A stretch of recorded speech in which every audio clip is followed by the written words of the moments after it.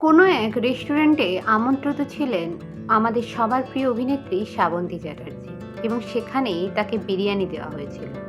কিন্তু এই বিরিয়ানিটা খাওয়ার জন্য কেন কথা শুনতে হলো আমাদের সবার প্রিয় অভিনেত্রী শ্রাবন্তীকে? আসুন জেনে নিই।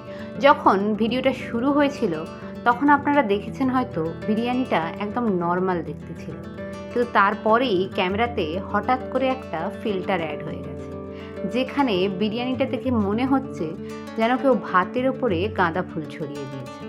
আর এরকমই কমেন্ট করেছেন অনেকেই শ্রাবন্তীর এই ভিডিওটাতে, যেন ফিল্টারটা হঠাৎ করে পড়ে গেল।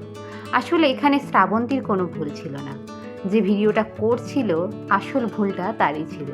সে ফিল্টারটা এমনভাবেই দিয়েছে যেখানে বিরিয়ানির কালার একেবারেই চেঞ্জ হয়ে গেছে।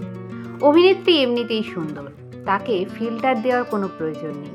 ভিডিওটা এইভাবে বানানোর জন্যই শ্রাবন্তীকে কটাক্ষ করেছেন অনেকেই।